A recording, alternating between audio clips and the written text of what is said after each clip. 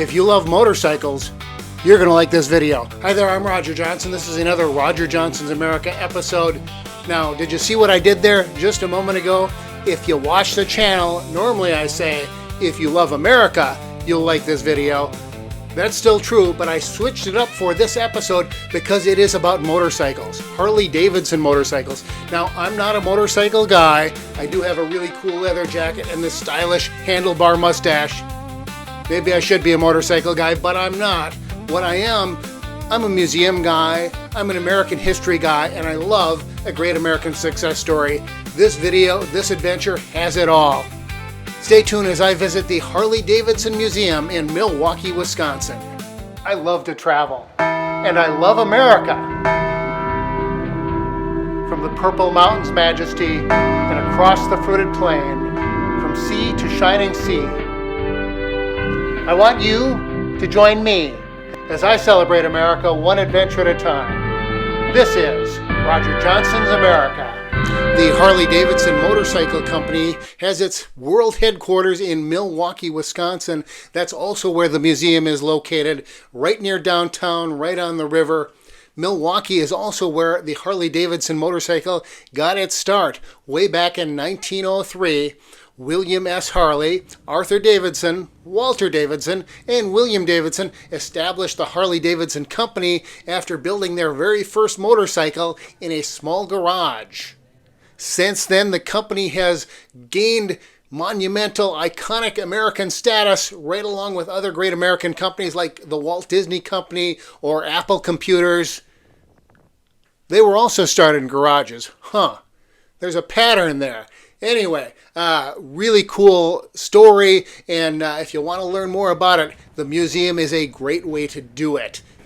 This was my second visit to the Harley-Davidson Museum. I happened to be in Milwaukee on a work trip. I had a little bit of time, so I thought, I know what I'll do. I'll go visit the Harley-Davidson Museum. I enjoyed it the last time that I went, and I enjoyed it just as much, maybe even more this time.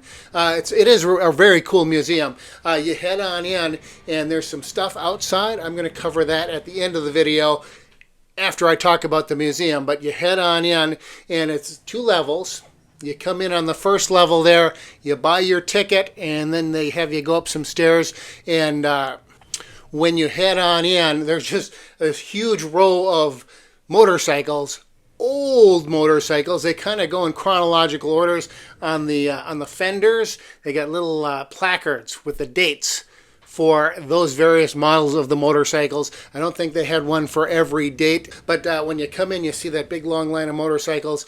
Immediately to your right, that's motorcycle number 1 in a glass case there.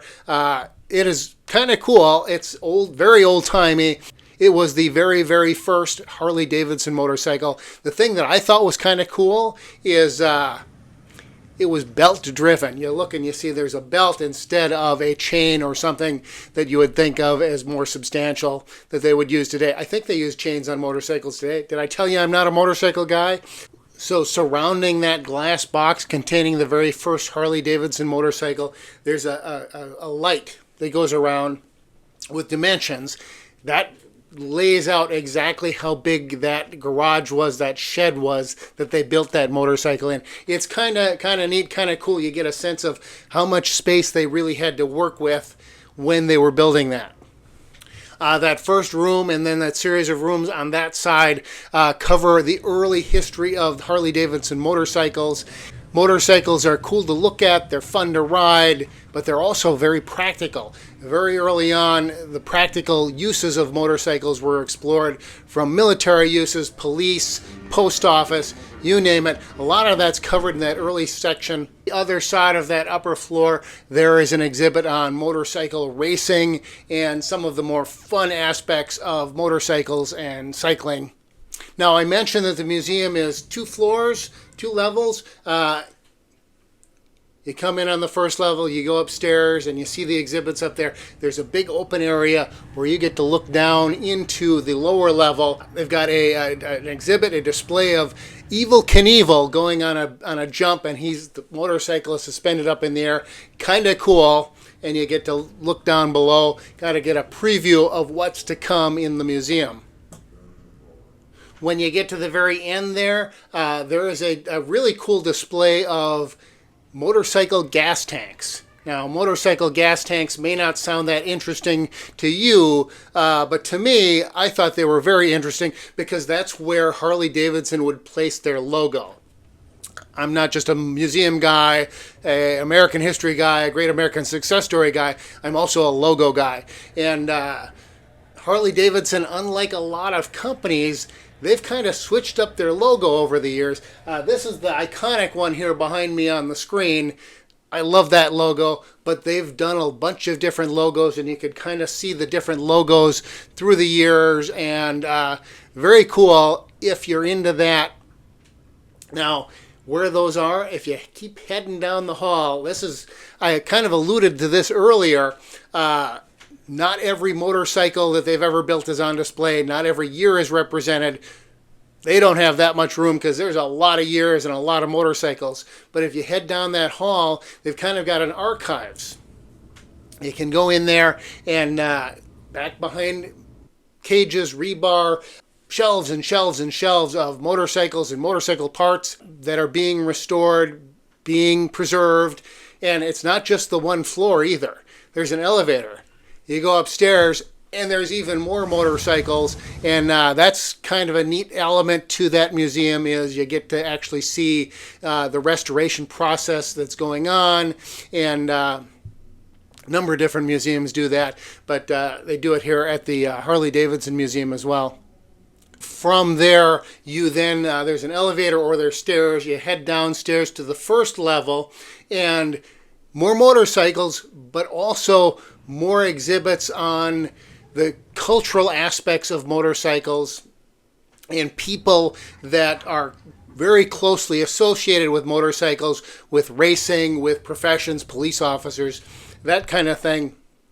And then there are the HOGs, the Harley Owners Group, clubs of motorcycle riders, of Harley enthusiasts, and there's iconic individuals that are very strongly associated with and tied to the Harley-Davidson brand. I mentioned earlier being able to look down from upstairs and seeing the Harley-Davidson Evel Knievel motorcycle suspended in the air. There's a little bit of an exhibit on Evel Knievel as well as others. There are the cultural aspects of motorcycles and the people that are closely associated with them, but there's also the people that made the motorcycles. They don't make themselves. They've got designers and engineers, and they've got exhibits on that. And as I mentioned earlier, they kind of went on a chronological path. You saw the very earliest motorcycles. As you get downstairs, there's another big long line of motorcycles, newer and newer and newer motorcycles. At the very end, there's motorcycles that you can probably go to the Harley-Davidson dealer and buy them today. Very cool examination of the entire history of such an iconic company, an iconic part of America. Really, really cool. So from there, you go back out right where you came in, and you head out of the museum. Now, usually there's a gift shop, right? Okay, there's two gift shops. Well, sort of. Right across from the entrance where you come in, there is a Harley-Davidson outlet store. Now, they have those around the country, maybe even around the world. That's where you can get your cool leather jackets and all the other Harley-Davidson stuff that you need. There's also a restaurant there. I did not eat at the restaurant. It wasn't super crowded when I was there, but they do host events. It looks like they've got a lot of room for a lot of people, so it would be cool to be there with a whole lot of folks, and they probably all drive their motorcycles. Anyway, there is a regular gift shop as well, kind of kitty corner, and you head over and you go on into the gift shop. I always get myself a patch. A lot of gift shops will not have patches. They'll have everything else, t-shirts, whatever. The Harley-Davidson Museum gift shop had all of that stuff, but they also had patches. They had a whole bunch of different patches. I was hoping to find one that was just the iconic logo here, and I got one which is that logo. Here, we're going to do that, but it's in yellow. So I don't know if that's just an older version of the logo and or what, but lots of cool patches, and I always like to get myself a patch. Only $6. Not too bad, and it's small. Anyway, so I did that, and So I headed out, and I was very disappointed and very happily surprised as well. The very last thing that I saw there, I didn't see it when I was coming in. I mentioned that they built the very first Harley-Davidson motorcycle in a small garage in a shed.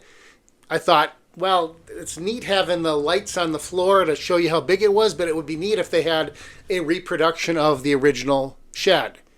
They did. I just didn't see it when I came in because it's kind of surrounded by trees and stuff. But when you're going in the entrance, if you turn around, there it is. And so I thought that was kind of neat. So I went and checked that out before heading back to my hotel and going back to work. Anyway, very cool. Loved the museum. I highly recommend if you are in Milwaukee, Wisconsin. There's a lot to see and do in Milwaukee and in Wisconsin, like everywhere, but check out the Harley-Davidson Museum. I'm going to wrap up this video. I hope you enjoyed it. Hit the like button if you did, subscribe to the channel, etc., etc., etc., and join me as I celebrate America one adventure at a time.